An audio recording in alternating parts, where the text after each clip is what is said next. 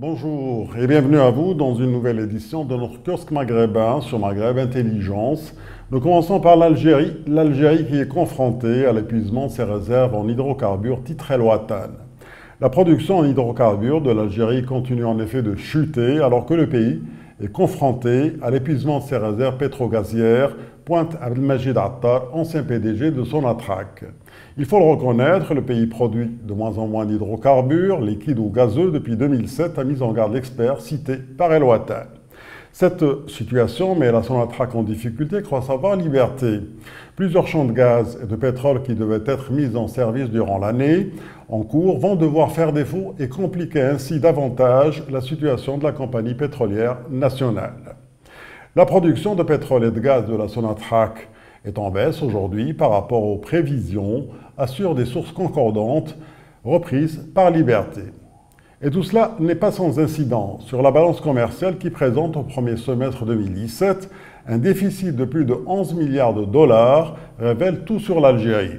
Le déficit était de 14 milliards et demi de dollars à la même période de 2016 et de 11 milliards et demi de dollars au deuxième semestre 2016, a indiqué le gouverneur de la Banque d'Algérie, écrit tout sur l'Algérie. Selon le Soir d'Algérie cette fois, la réunion du comité économique mixte algéro-français va se réunir le 12 novembre prochain à Alger.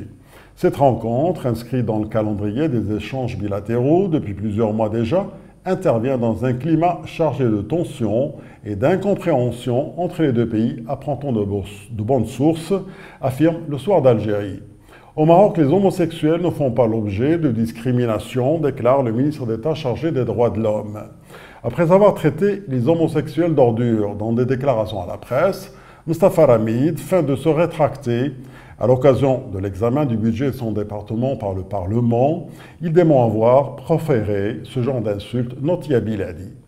Économie, le déficit commercial du Maroc s'est creusé de 1,6% à fin septembre 2017, dévoile Média 24. Ceci est dû à la hausse des importations avec plus de 29,9 milliards de dirhams, légèrement plus importante que celle des exportations avec plus de 19,7 milliards de dirhams, indique l'Office d'échange. Le taux de couverture des importations par les exportations s'élève à 78% au lieu de 77% une année auparavant, ajoute Média 24. Selon Aujourd'hui le Maroc, la guerre est déclarée contre la contrefaçon des pièces de rechange automobiles en lançant le système de labellisation pour lutter de toutes ses forces contre le trafic, la contrefaçon et le recyclage non contrôlé de la pièce de rechange qui mettent le citoyen marocain en danger. Le marché s'évalue à plus de 10 milliards de dirhams de chiffre d'affaires, rappelle Aujourd'hui le Maroc. En Tunisie, une automobiliste fonce sur des policiers par dépit amoureux, écrit Capitalis. Une femme a percuté avec sa voiture une patrouille policière, blessant 3 policiers à la Casbah. Elle avait décidé son coup peu de temps avant de passer à l'acte. La jeune femme était en couple avec un policier qui vient de rompre avec elle. La déception amoureuse l'a mise dans un état psychologique fragile au point qu'elle a menacé d'attaquer ses collègues par sa voiture, explique Capitalis.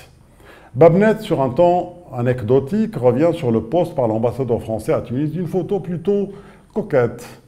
Olivier Poivre d'Arvor, apparemment sous le charme de l'actrice Dora Merzouk, a publié sur son compte officiel Facebook une photo avec la jolie femme, espérant qu'elle va remporter un rôle principal dans un film français et qu'elle puisse participer au Festival de Cannes, rapporte Babnet. Business News nous apprend quant à lui qu'à l'issue d'une réunion entre le chef du gouvernement Youssef Chahed et les directeurs des grandes surfaces commerciales, une série de mesures a été prise pour réduire la hausse des prix. Parmi les décisions prises figurent l'adoption des prix de référence du marché de gros, avec une marge de bénéfice ne dépassant pas les 15% dans les grandes surfaces, et la baisse des prix dans les grands espaces commerciaux, ainsi que le gel des prix de produits comme les viandes, les œufs, les poissons, les fruits et légumes, poursuit Business News. Nous arrivons à la fin de notre panorama maghrébin. Merci d'avoir été avec nous. À bientôt.